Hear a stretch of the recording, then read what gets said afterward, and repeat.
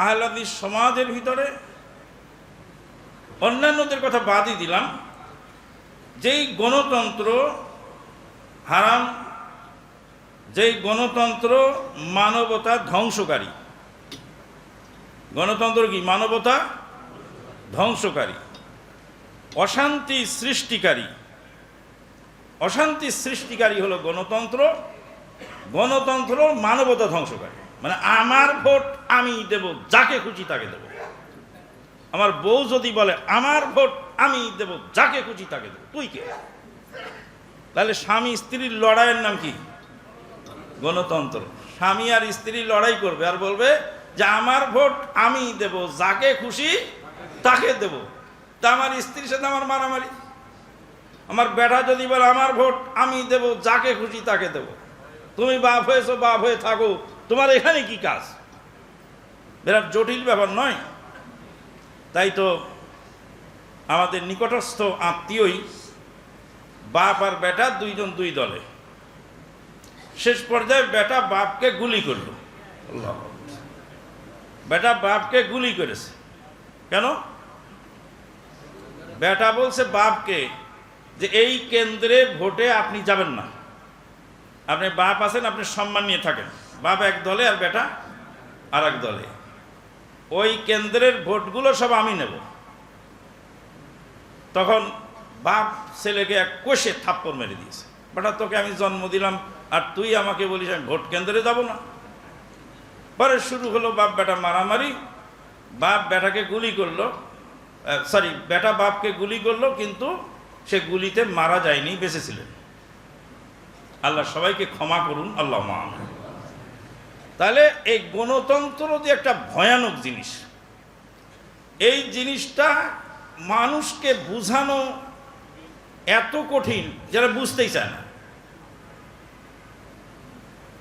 গণতন্ত্রের ভিতরে দুইটা কুফরি আছে। একটা কুফরি হলো জনগণ সার্বভৌম ক্ষমতার অধিকারী।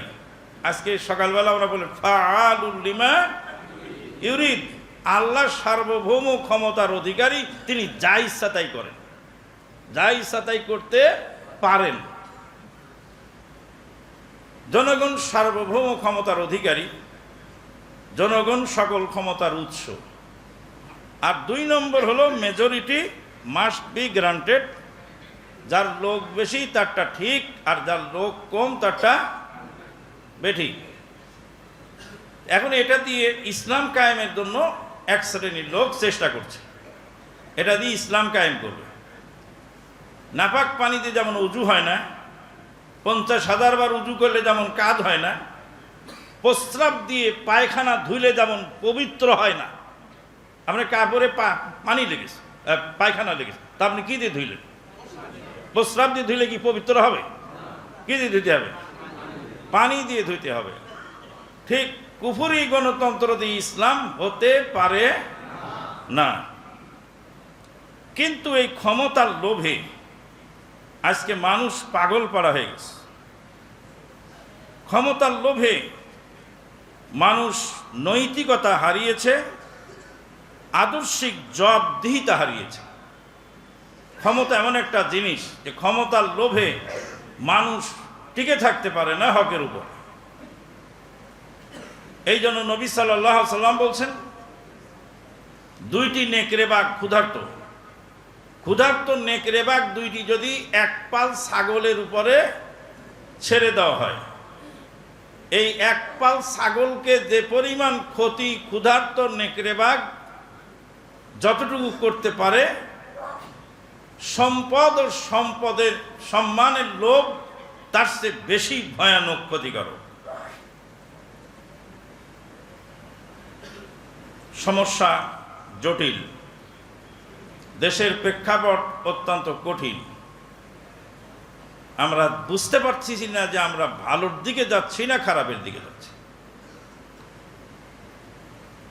5ই আগস্টের পরে আমি জুমার খুতবায় যে কথাটি বলেছিলাম যে আমরা ভালোর দিকে যাচ্ছি না খারাপের দিকে যাচ্ছি আমরা বলতে পারি না, কেন? আমরা গায়েবের খবর জানি না।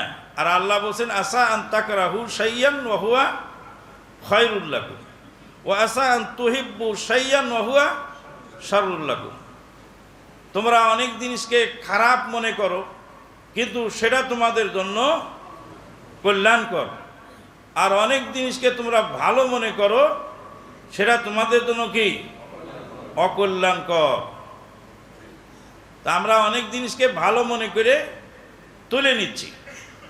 আল্লাহ পাক কোরআনে বলছেন, আউযু বিল্লাহি মিনাশ শাইতানির রাজিম, উলাইকাল্লাযীনা ইশতারাউয যালালাতা বিল হুদা ফামা রাবিহাত তিজারাতুহুম ওয়া মা কানু মুহতাদিন। উলাইকাল্লাযীনা ইশতারাউয যালালা বিল হুদা, ভ্রষ্টতাকে খরিদ করলো আর হেদায়েত বিক্রি করে দিল। হেদায়েত বিক্রি করেছে আর ভ্রষ্টতা খরিদ করেছে। আপনার বিশ্বরের পাশে জায়গা আছে, সেই জায়গাটা বিক্রি করে ধুপা খুলার বিলের মাঝখানে জায়গা কিনলেন, লাভ হবে না লস হবে? লস হবে। বিশ্ব রোডের পাশের জায়গাটা যত দ্রুত দাম বাড়বে, ধুপা খুলার বিলের জায়গাটার দাম বাড়তে অনেক সময় লেগে যাবে। এই জন্য ফামা রাবিহাত তিজারাতুহুম ওয়া মা কানু মুহতাদিন। কবি বলছেন, ভুল ভেঙে দাও প্রভু, ভুল ভেঙে দাও, ভুল ভেঙে দাও প্রভু, ভুল ভেঙে দাও, যে ভুলে তোমারে ভুলে হীরা ফেলে কাঁচ তুলে। হীরা ফেলে দিয়েছি, কাঁচ কি করছি? তুলে নিয়েছি। যে ভুলে তোমারে ভুলে হীরা ফেলে কাঁচ তুলে, ভিখারি সেজেছি আমি, আমার সে ভুল প্রভু তুমি ভেঙে দাও, প্রভু ভুল ভেঙে দাও, ভুল ভেঙে দাও প্রভু, ভুল ভেঙে দাও, আমার সে ভুল প্রভু তুমি ভেঙে দাও। ফামা রাবিহাত তিজারাতুহুম, তারা কোশ্চিন কালেও তাদের ব্যবসায় লাভবান হবে না। কেন হবে না? হেদায়েত বিক্রি করে দিয়ে ভ্রষ্টতা খরিদ করে নিয়েছে। 5ই আগস্টের পরে দেশের প্রেক্ষাপট একটু ভালো কিছু আশা করা যাচ্ছিল। সে আশার গুড়ে বালি হলো এই এক শ্রেণীর এই রাজনৈতিক নেতৃবৃন্দের কারণে। সে আশার গুড়ে বালি হলো যারা ইসলামী রাজনীতি করেন, তারাও একটু সাহস করে বলতে পারলো না যে আমরা গণতন্ত্র চাই না, আমরা ইসলামী খেলাফত চাই। খেলাফতের পক্ষে দাবি উত্থাপন করার শক্তি তাদের হলো না। কালকে জুমার খুতবায় আমি বলেছি যে কোনো রাজনৈতিক নেতা যারা ইসলামী নামে রাজনীতি করেন, তারা পরিষ্কার করে জাতির সামনে ঘোষণা দিন যে আমরা যদি ক্ষমতায় যাই অবশ্যই চোরের হাত কাটবো। গণতন্ত্র দিয়ে ক্ষমতায় গেলে কি চোরের হাত কাটা যাবে তো নাকি? গণতন্ত্রের ক্ষমতায় গেলে কি জেনাকারকে রজম করা যাবে? যাবে না। কেন যাবে না? যার প্রেক্ষাপট আমরা বিগত দিনে দেখে এসেছি। খুব পরিষ্কার করে বলে দিচ্ছি, ভালো করে শুনে রাখুন।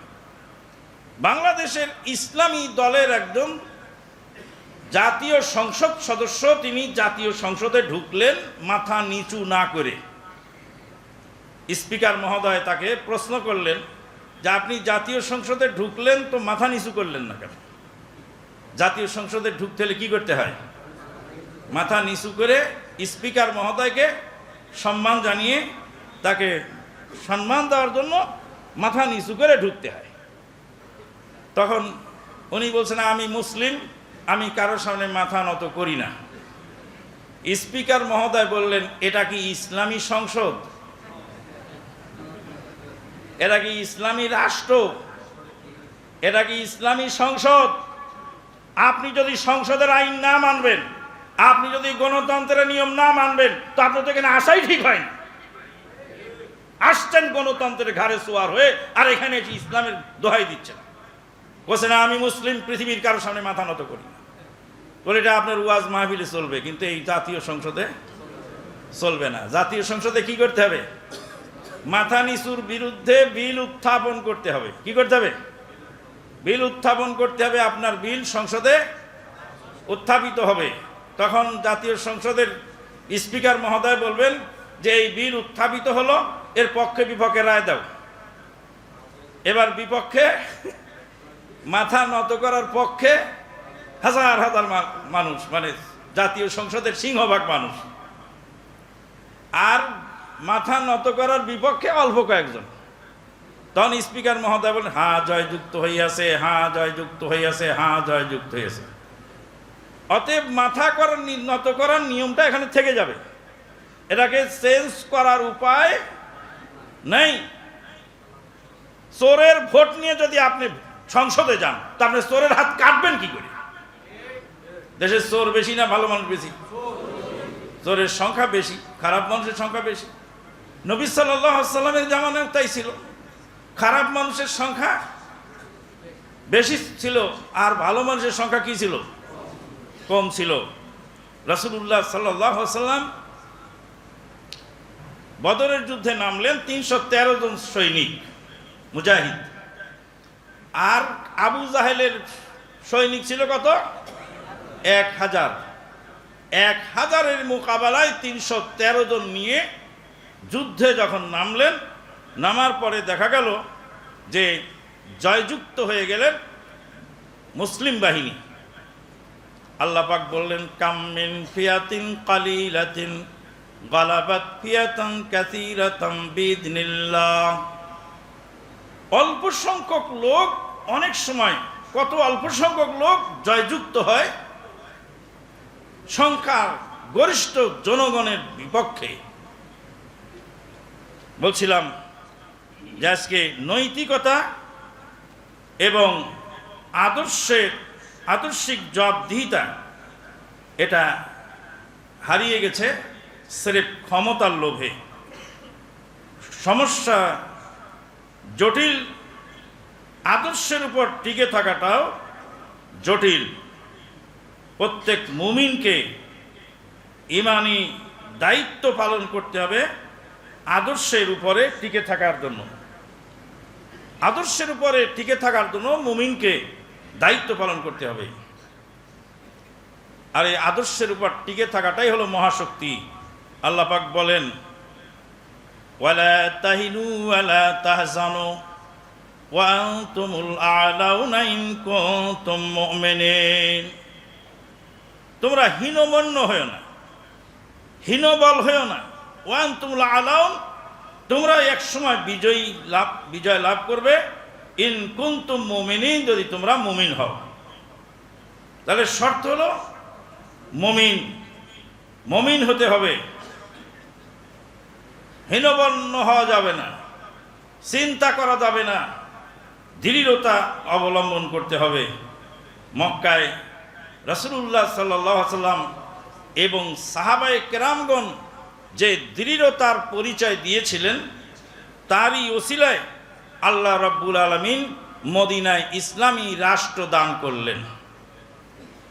দৃঢ়তার কারণে আল্লাহ রাব্বুল আলামিন রাষ্ট্র দান করতে পারেন, দৃঢ়তার কারণে আল্লাহ পাক সম্মান দিতে পারেন, ইস্তেকামাতের কারণে আল্লাহ রাব্বুল আলামিন বিজয় দিতে পারেন। আর দুনিয়াতে যদি বিজয় নাও হয়, মুমিনের পার্থিব বিজয় মূল লক্ষ্য উদ্দেশ্য নয়, মুমিনের বিজয় হলো পারলৌকিক জীবনের বিজয়। দুনিয়াবী বিজয় মুমিনের কোনো লক্ষ্য নয়। দুনিয়াবী বিজয় হতেও পারে, নাও পারে, কিন্তু পার্থিব বিজয় মুমিনের লক্ষ্য উদ্দেশ্য।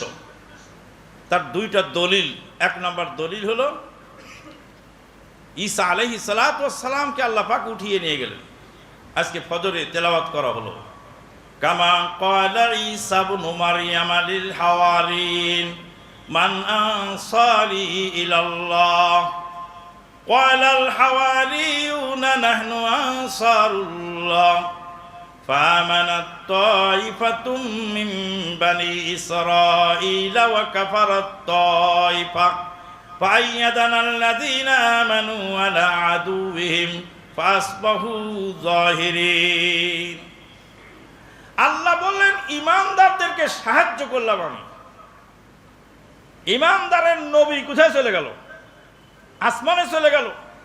উম্মত যখন নবীকে হত্যা করার জন্য,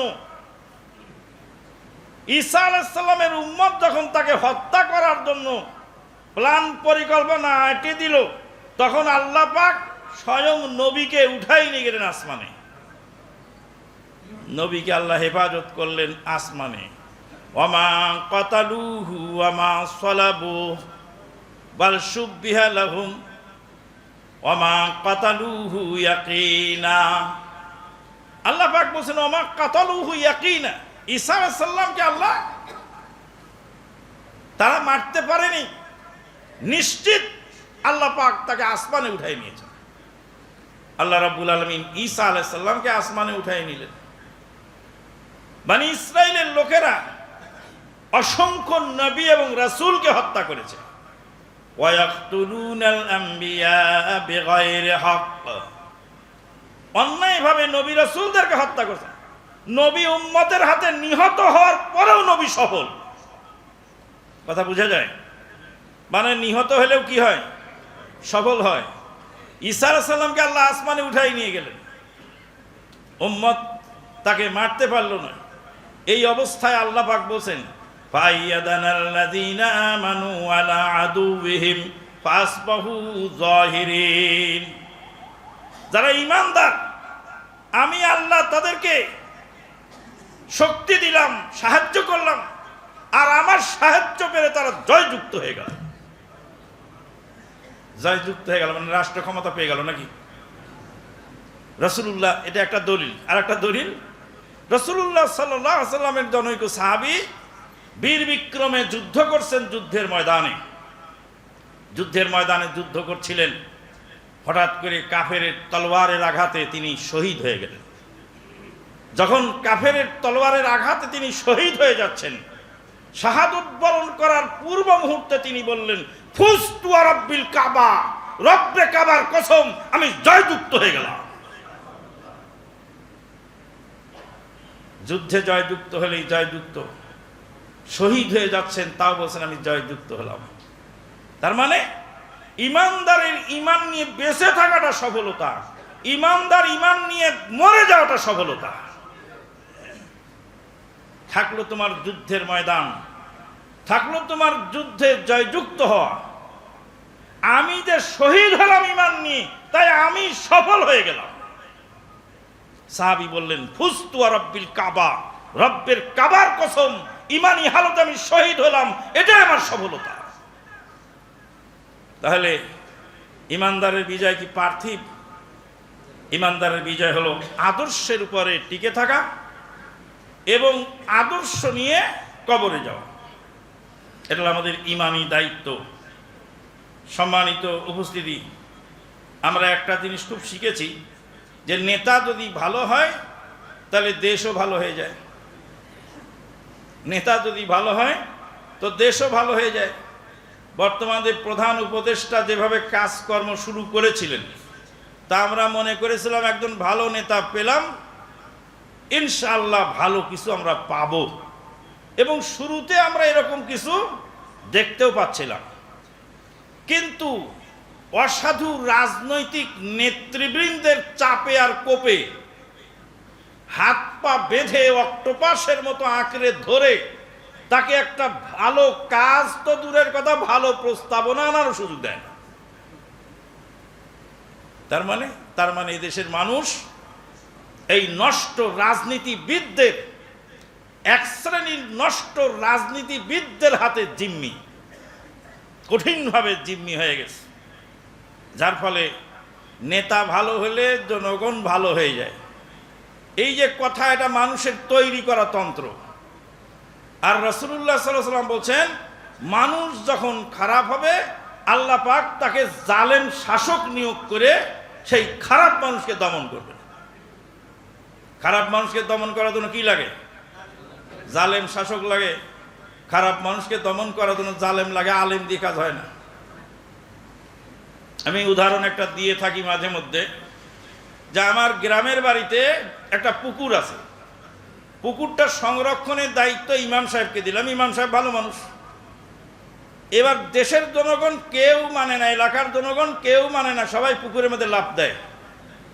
যেদিক দিয়ে আর সেদিক দিয়ে নামে পুকুরের পার ভেঙে মাছ ধরে তছনছ করে ফেলেছে। তা আমি দেখলাম যে একে দিয়ে তো কাজ হলো না। তো এলাকার মধ্যে সবচেয়ে সন্ত্রাসীকে তাকে খোঁজো। তাকে বললাম, ভাই তুমি এই পুকুরটা সংরক্ষণ করো। তো পুকুরটা সংরক্ষণের দায়িত্ব দিলাম। এবার এই সন্ত্রাসী লোক লাঠি হাতে করে পুকুরের চারদিক দিয়ে এক চক্কর দিয়ে আসার বলে, খবরদার পুকুরের কাছে কেউ আসবি না। এবার যাই দেখছি পুকুরটা বেশ ভালো চলছে। যখন আমি দেখলাম যে এই সন্ত্রাস লোক দিয়ে আমার কাজটা হয়ে গেল, তখন আমার একটা বাগান আছে, ওটাও দিয়ে দিলাম যে ভাই বাগানটাও তুমি তোমার দায়িত্বে রাখো। এই হাদিসের ব্যাখ্যা আমি উদাহরণটা দিলাম। নবী সাল্লাল্লাহু আলাইহি ওয়াসাল্লাম বলছেন, জনগণ যখন খারাপ হবে তখন জালেম শাসক আল্লাহ নিয়োগ করবে। তো শাসক ভালো হওয়ার আগে জনগণ ভালো হতে হবে। জনগণ যদি ভালো হয় তাহলে অবশ্যই আল্লাহ বা আল্লাহ পাক ভালো শাসক উপহার দেবেন। মানুষকে ভালো করতে হলে কি কাজ? মানুষকে ভালো করার জন্য দুইটি কর্মসূচি। মানুষকে ভালো করার জন্য দুইটি কর্মসূচি। এক নম্বর কর্মসূচি হলো দাওয়াত, মানুষকে দাওয়াত দেওয়া, মানুষকে নসিহত করা, মানুষকে বুঝানো। মানুষ যখন বুঝবে, যখন দাওয়াত গ্রহণ করবে, মানুষ যখন নীতি নৈতিকতা বুঝবে, নীতি নৈতিকতার উপর মানুষ চলবে, তখন অবশ্যই আল্লাহ রব্বুল আলামিন এই নীতি নৈতিকতার কারণে আল্লাহ পাক পুরস্কারে পুরস্কৃত করবেন। মানুষকে ভালো করার জন্য দাওয়াত দেওয়া। আল্লাহ পাক বলছেন,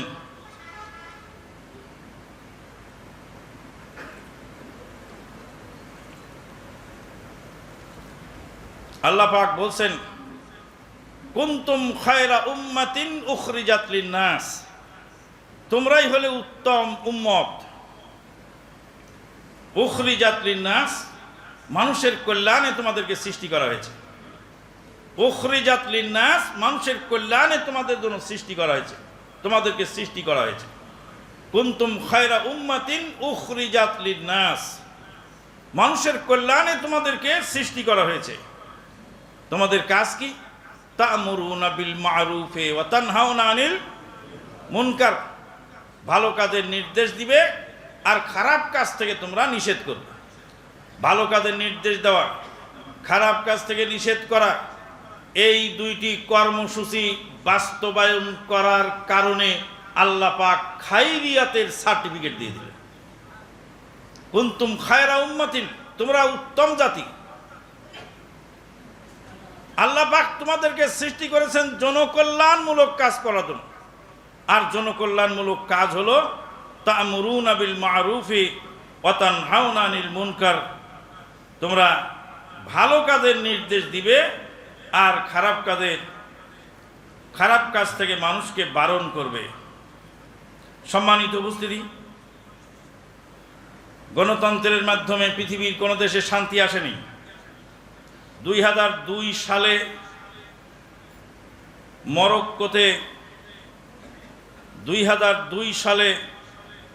মরক্কোতে 325 জন জাতীয় সংসদ সদস্যের মধ্যে 42 জন সদস্য পেল জাস্টিস পার্টি। মরক্কোর জাস্টিস পার্টি, যার নাম হলো আদালত। জাস্টিস পার্টি 325 জনের 2 সদস্যের মধ্যে 42 জন সদস্য পদ পেলেন। 42 জন সদস্য 325 জনের মধ্যে গিয়ে শুধু হইচই করা যায়, ওয়াক আউট করা যায়, আর বাকি কোনো কাজ হয় না। আলজেরিয়াতে যখন ইসলামিক সালভেশন ফ্রন্ট নির্বাচনে যাচ্ছেন, তখন নাসির উদ্দিন আলবানী রাহেমাহুল্লাহকে তারা চিঠি লিখলেন আর বললেন যে আমরা নির্বাচনে যাচ্ছি, ইসলামিক সালভেশন ফ্রন্ট, আমাদেরকে আপনি সমর্থন করুন, পরামর্শ দিন। নাসির উদ্দিন আলবানী রাহেমাহুল্লাহ বললেন, গণতান্ত্রিক সংসদে কিছু সদস্য গিয়ে তোমরা সেখানে কি করবে? জাতীয় সংসদে জাতির সামনে আমাদের কথাগুলি তুলে ধরো। তো নাসির উদ্দিন আলবানী রাহিমাহুল্লাহ বলেন, সেখানে তোমার সংখ্যা গরিষ্ঠতা না পেলে তোমার তো পাস হবে না। সংখ্যা যদি গরিষ্ঠ তোমরা না হও, তাহলে জাতীয় সংসদে কয়েকজন সদস্য গিয়ে সেখানে হইচই করবা, চিল্লাচিল্লি করবা আর ওয়াক আউট করবা, কিন্তু কোনো কাজ হবে না। বলছে আমরা গতবার কিছু সদস্য পেয়েছিলাম, এবার একটু বেশি পেয়েছি। নাসিরউদ্দিন আলবানী রাহিমাহুল্লাহ তার ভাষায় বলেছিলেন, হাদিহি কুল্লুহা ফাকাহিহু সাবুন, বলে এগুলি সব সাবানের গেঁজা। কিসের গেঁজা? সাবানের গেঁজা। নাসিরউদ্দিন আলবানী রাহিমাহুল্লাহ বললেন, সাবান দিয়ে যখন কাপড় ধোও তখন সাবানের গেঁজা অনেক বের হয়, আর এইভাবে ভাসতে ভাসতে গেঁজাগুলি চলে, ওর মধ্যে ঝিলিমিলি ঝিলিমিলি রং দেখা যায়, বিভিন্ন রকমের কালারও ধারণ করে। কিছুক্ষণ পরে সাবানের গেঁজাগুলি যখন ভেঙে যায় তখন তলানিতে কিছু ময়লা পানি ছাড়া কিছু থাকে না। জ্ঞানী লোকের জ্ঞানী কথা।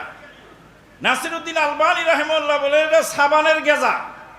জাতীয় সংসদে কিছু সদস্য পদ লাভ করে তোমরা সেখানে গিয়ে হইচই করতে পারবা, কিন্তু কাজের কাজ কিছু হবে না। জাতীয় সংসদে গিয়ে কাজ হবে সেই দিন যেই দিন তোমরা সেখানে গিয়ে সংখ্যা গরিষ্ঠতা অর্জন করে সেখানে যেতে পারবে। তারপরে ইসলামিক সালভেশন ফ্রন্ট জয়যুক্ত হলো, ক্ষমতা কি দিল? সিরিয়ায় হামাস জয়যুক্ত হলো, ক্ষমতা কি দিল?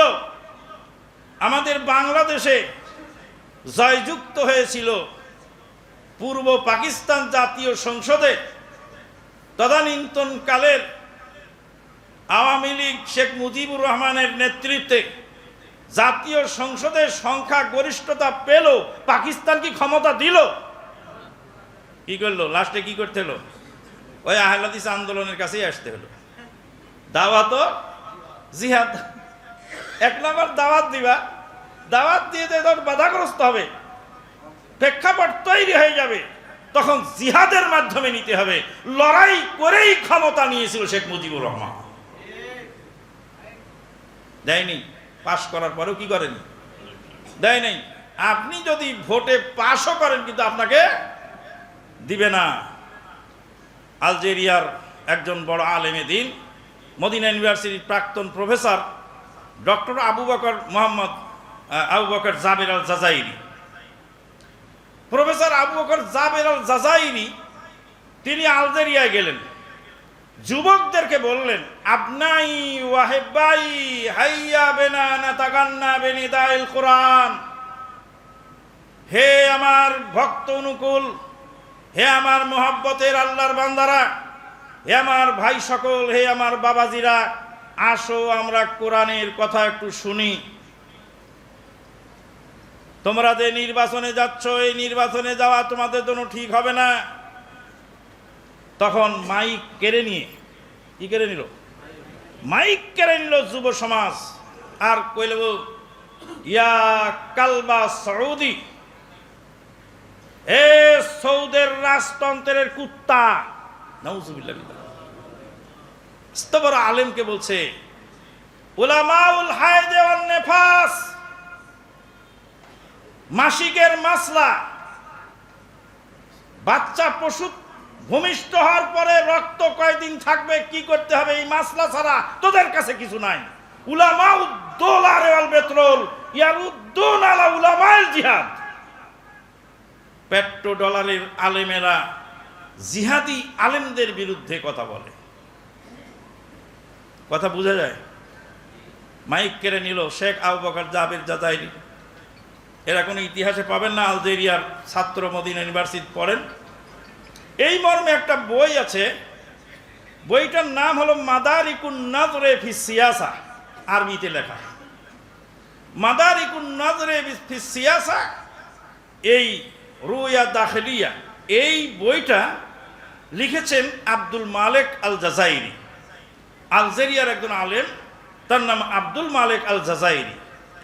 তিনি নাসিরউদ্দিন আলবানী রাহিমাহুল্লাহর এবং শেখ বিন বাজ রাহিমাহুল্লাহর যে ফ্যাক্স তারা পাঠিয়েছিলেন, সে ফ্যাক্সের ফটোকপিও বইয়ের মধ্যে সংযুক্ত করে দিয়েছে। সম্মানিত উপস্থিতি, তাহলে পথ কয়টা? একটু দাওয়াত ও জিহাদ। তাই তো আমাদের মহতারাম আমির জামাতের মুখ দিয়ে আল্লাহ পাক এই কথাটা বের করে নিয়েছেন। 1994 সালে যখন তাসলিমা বিরোধী আন্দোলন চলছিল, তাসলিমাকে দেশ থেকে দেশান্তরিত করার আন্দোলন চলছিল, সেই সময় মোহতারাম আমিরে জামাত সেখানে 3 মিনিটের ভাষণে বলেছিলেন, মুক্তির একই পথ দাওয়াত ও জিহাদ। মুক্তির এক পথ দাওয়াত ও জিহাদ। সম্মানিত উপস্থিতি, তুরস্কের কথা শুনলাম। মালয়েশিয়াতে ডক্টর মাহাতির মোহাম্মদ 24 বছর 2 মেয়াদে ক্ষমতায় আসলেন। 2 মেয়াদে 2 পিরিয়ডে 24 বছর ক্ষমতায় আসলেন, কিন্তু কাজ হলো না। তুরস্কের এরদোগান 14 মার্চ 2003 থেকে আজ পর্যন্ত 22 বছর ক্ষমতায়, ইসলাম কায়েম করতে পারেনি। গণতন্ত্র দিয়ে ইসলাম কায়েম হলো, এসব দেশে ইসলাম কায়েম হলো। মিশরের প্রথম নির্বাচিত গণতান্ত্রিক নির্বাচিত প্রেসিডেন্ট নাম ছিল কি তার?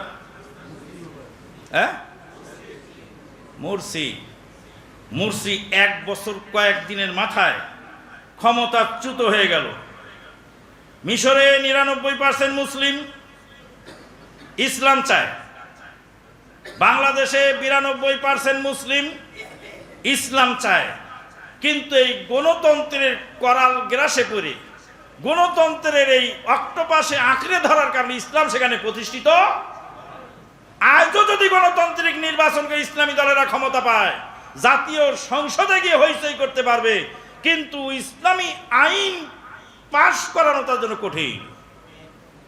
কাশ্মীরি এক যুবককে জিজ্ঞেস করেছিলাম যে কাশ্মীরের সমস্যাটা বলো, তো যুবক বলল যে কাশ্মীর হলো একটি সুন্দরী রমণী, কাশ্মীর হলো পৃথিবীর ভূস্বর্গ।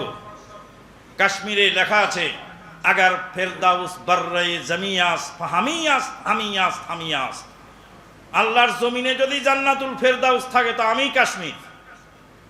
কাশ্মীর হলো ভূস্বর্গ, কাশ্মীরকে বলা হয় ভূস্বর্গ। এই কাশ্মীর নিতে চায় ভারত, নিতে চায় পাকিস্তান। বলছে কাশ্মীর একটি সুন্দরী রমণী, একে পাকিস্তানেরও দরকার, হিন্দুস্তানেরও দরকার। हमें हिंदुस्तान भी नहीं चाहिए, हमें पाकिस्तान भी नहीं चाहिए। কাশ্মীরি যুবক মদিনা ইউনিভার্সিটির ছাত্র বলছে আমাদের হিন্দুস্তানেরও দরকার নেই, পাকিস্তানেরও দরকার নেই। हिंदुस्तान का राजा का नाम है रामचंद्र, पाकिस्तान का राजा का नाम है खुदा बख्श। पाकिस्तानेर राजार नाम खुदा बख्श और हिंदुस्तानेर राजार नाम रामचंद्र। ना कानून इलाही यहाँ नाफेज है, ना कानून इलाही वहाँ नाफेज है। আল্লাহর বিধান যেমন হিন্দুস্তানেও নাই, আল্লাহর বিধান অনুযায়ী দেশ পাকিস্তানও চলে না, তো পাকিস্তানের সাথে গেলেই কি আর হিন্দুস্তানের সাথে গেলেই কি? हमें आजादी चाहिए, আমাদেরকে স্বাধীনতা দিতে হবে। ইসলামী রাষ্ট্র কায়েম করার জন্য আমরা লড়াই করে যাচ্ছি। আমরা পাকিস্তানের সাথে মিলে কি করব? পাকিস্তানের রাজার নাম খুদা বখ্শ, কিন্তু সেখানে আল্লাহর বিধান নেই। আর হিন্দুস্তানের রাজার নাম হলো রামচন্দ্র, সেখানেও আল্লাহর বিধান নেই। আল্লাহর বিধান যদি না কায়েম করতে পারো, হে ক্ষমতা লোভীরা থেমে যাও। ক্ষমতার লোভে পাগল হয়ে গেছে, পাগল হয়ে যায়, খালি নির্বাচন দাও, নির্বাচন দাও, নির্বাচন দাও, নির্বাচন দাও, নির্বাচন দেন, সংস্কার করব। নির্বাচন যে সংস্কার শুরু করেছে, প্রকাশ্য দিবালোকে রাজপথের উপরে পাথর দিয়ে মেরে একজন জীবন্ত মানুষকে মেরে শেষ করে ফেলবে। এরা চলছে। এখন বলেন আগেই ভালো ছিলাম না, সামনে ভালোর দিকে যাচ্ছি। যদি বলেন আগে ভালো ছিলাম, তো বলে তুই আমলিক মৌলবী, ওরা বলা যাবে না, তো ওরা বলা যাবে না। আগেই ভালো ছিলাম না, এখন ভালো আছি আমি বলতে পারি না। সম্মানিত উপস্থিতি, আজকে যারা এই ফাঁদে পা দিচ্ছেন, কশ্চিন কালেও দুনিয়াও হারাবেন, আখেরাতও হারাবেন।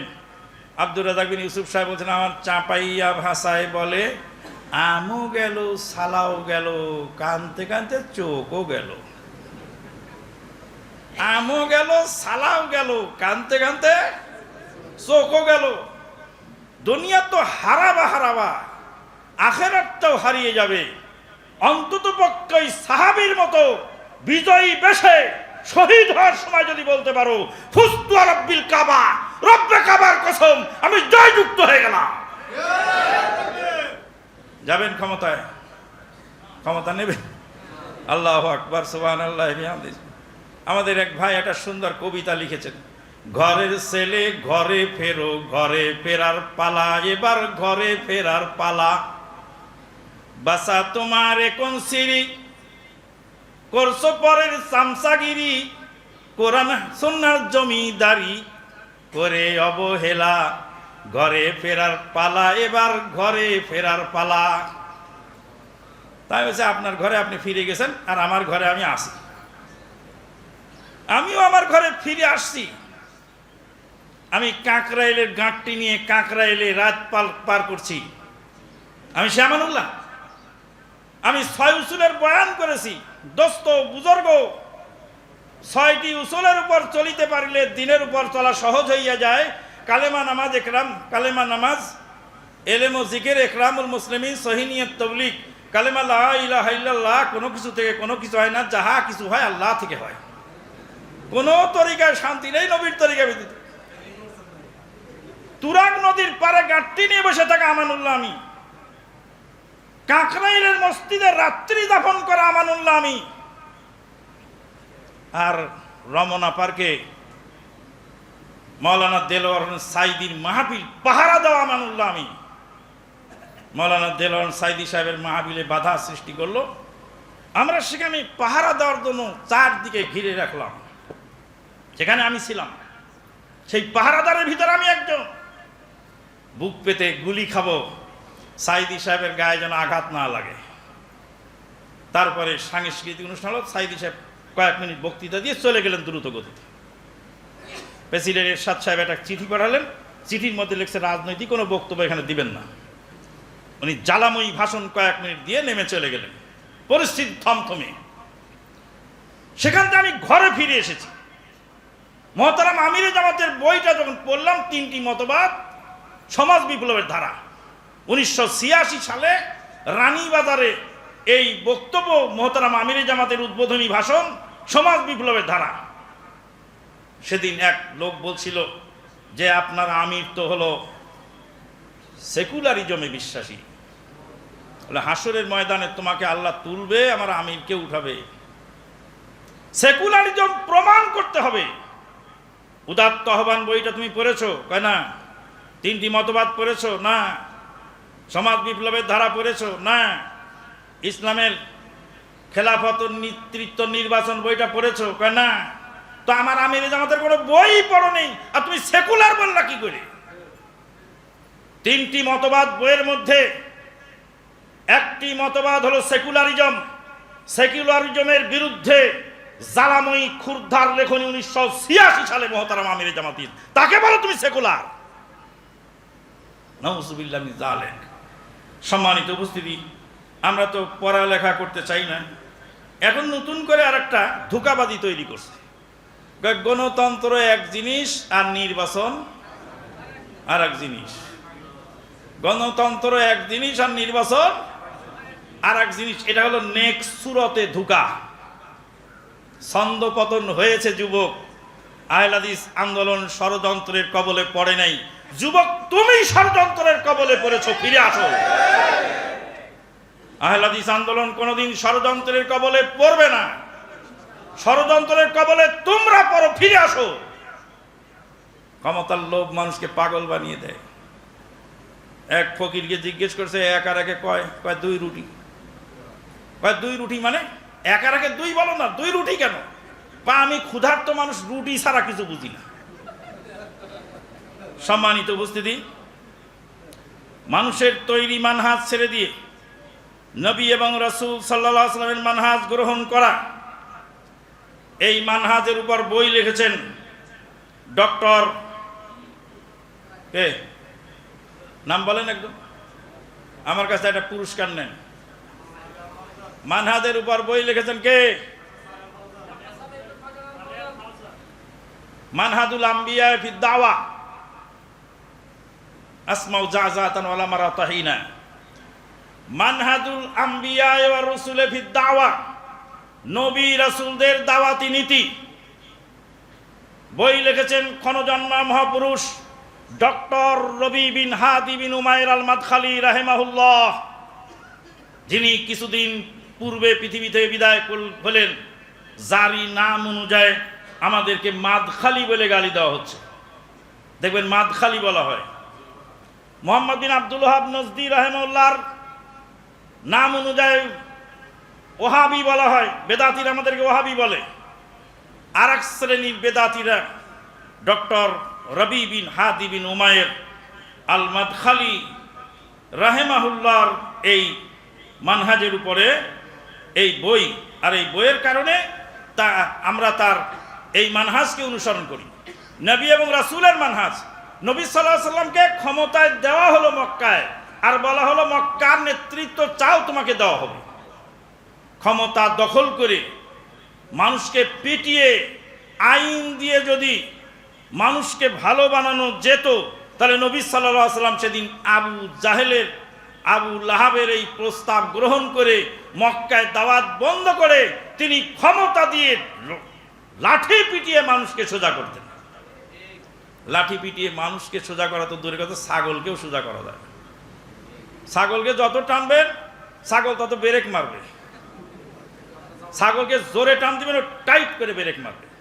হ্যাঁচড়াতে হ্যাঁচড়াতে চলে যাবে, পরে ব্রেক আবার নতুন করে লাগাবে। ছাগলকে ছেড়ে দিয়ে পিঠ হাতাবেন, একাই চলবে। এই জন্য নবী রাসূলদেরকে আল্লাহ পাক ছাগল চড়িয়ে নিয়েছে, যে ছাগল চড়ায় তালিম হাসিল করো। মানুষকে লাঠি পিটিয়ে আইন দিয়ে মানুষকে দমন করা যায় না। যদি আইন দিয়ে সব কাজ হতো, এদেশে যৌতুক বিরোধী আইন আছে, যৌতুক বন্ধ হতো। আইন দিয়ে যদি সব কিছু হতো, এদেশে প্রকাশ্য ধূমপান বিরোধী আইন আছে। সেদিন এক ধূমপায়ীকে বললাম সিগারেটটা ফেলে দাও, বলছে আমি গাড়িতেই যাব না। গাড়ির ড্রাইভার কাম আপনার জন্য আমার লসের কারবার নেই, ওকে নামাও আগে, ওর ভাড়া আমি দিয়ে দেবো, চালাও গাড়ি। লোকটা রেগে গেল, রেগে যা বকাবাজি শুরু করলো। আমি বলতে দুনিয়াতে সবচেয়ে বিশ্ব বেহায়া হারাম করে হলো সিগারেট কর। গাঁজাখোরের লজ্জা আছে, হিরণসির লজ্জা আছে, মদখোরের লজ্জা আছে, তারিখোরের লজ্জা আছে, সব গোপনে খায়। কিন্তু জর্দা খাওয়া হুজুর আর বিড়ি খাওয়া লোক, এরা এমন খাটাসের খাটি লজ্জার বালাই নেই। ভাই আপনিও তো হারাম খাচ্ছেন। আমি বলে হারাম খাচ্ছি, বলে বেটা আমি যা খাচ্ছি তুমি তা চেনো না।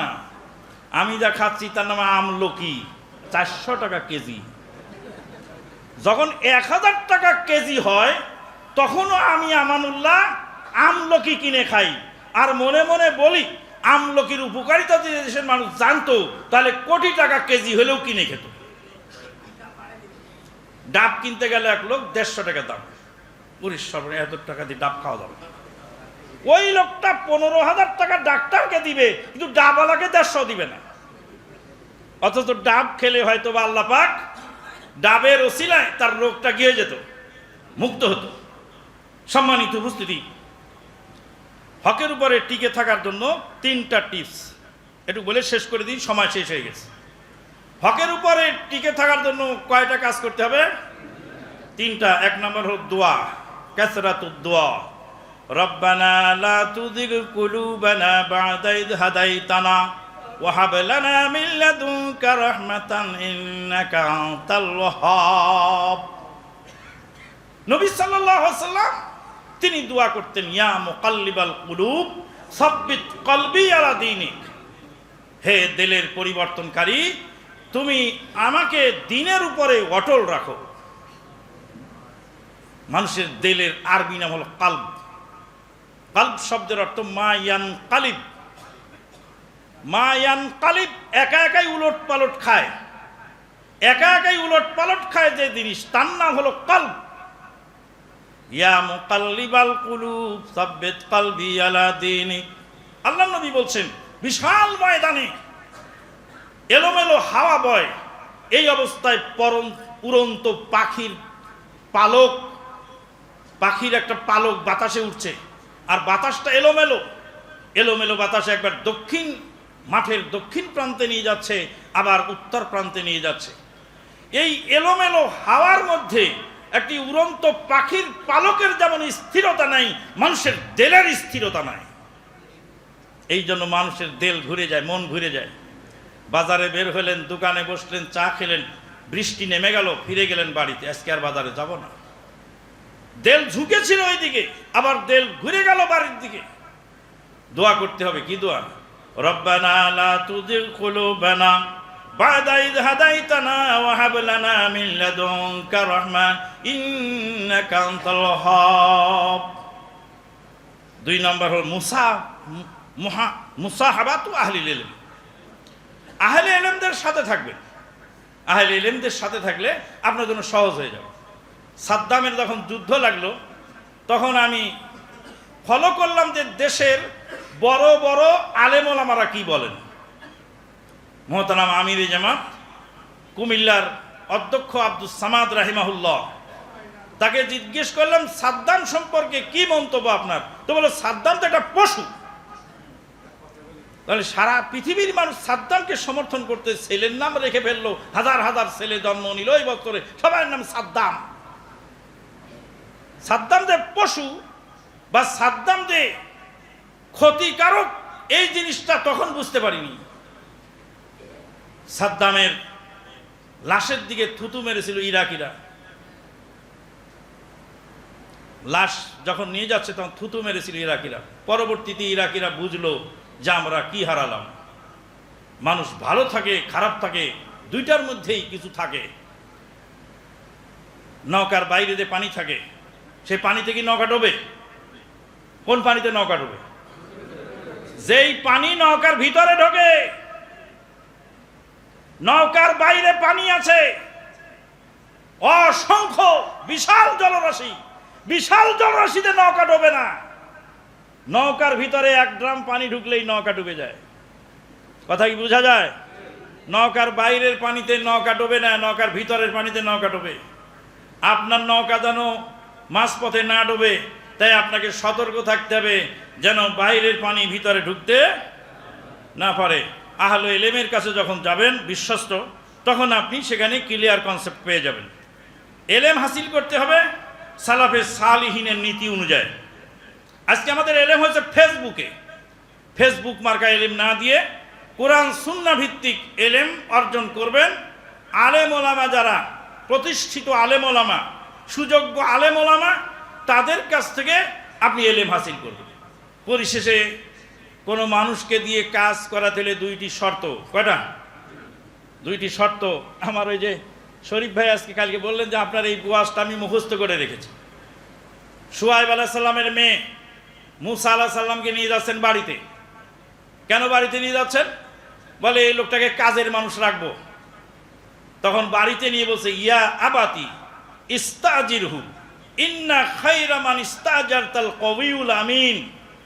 বলে আব্বু, এই লোকটাকে আমার বাড়ির কাজের মানুষ হিসাবে রেখে দাও। যাকে কাজে রাখবা তার ভিতরে একটা হলো শক্তি আর একটা হলো আমানতদারি। ঘড়ি সারতে দিয়েছিলাম ঢাকায়। ঢাকার মেকার ঘড়ি সারার বদলে ঘড়ির ব্যাটারি বদলিয়ে দিয়েছে। রাত্রে আমার ভাই শরীফ ঘড়ি সেরে দিচ্ছে আর বলছে যে ঘড়ি সেরেছে সে ঘড়ি চেনে না। ঘড়ির কাঁটার সাথে কাঁটা লাগিয়ে আটকে আছে, তাই ঘড়ি বন্ধ।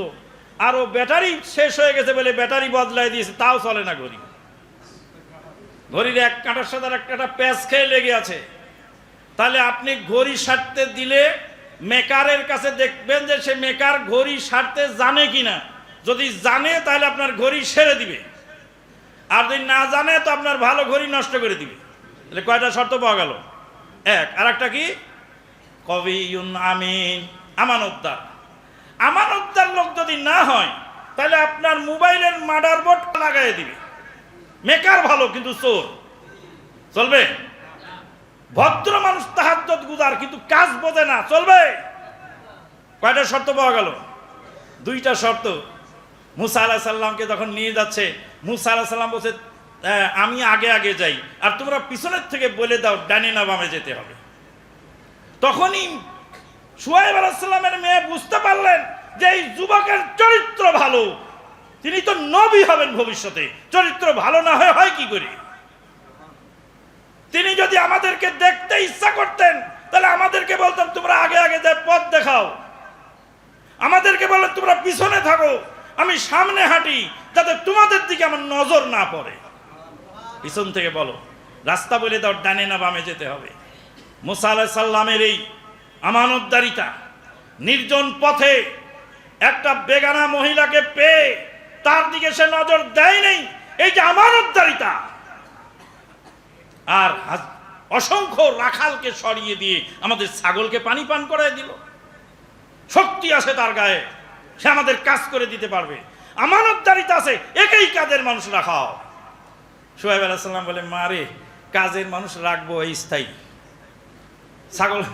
ছাগল চড়ানোর দায়িত্ব দিলেন, ছাগল চড়ানো যখন শেষ হলো তখন বলতে পারি স্ত্রী ছাড়াও, মেয়ে বিয়ে দিয়ে দিলেন। সম্মানিত উপস্থিতি, লালু আর ভুলুর কাছ থেকে ফতুয়া জিজ্ঞেস করবেন না। ফতুয়া দেওয়ার যোগ্যতা আছে কিনা, লেখাপড়া আছে কিনা, এলেম আছে কিনা আগে দেখবে।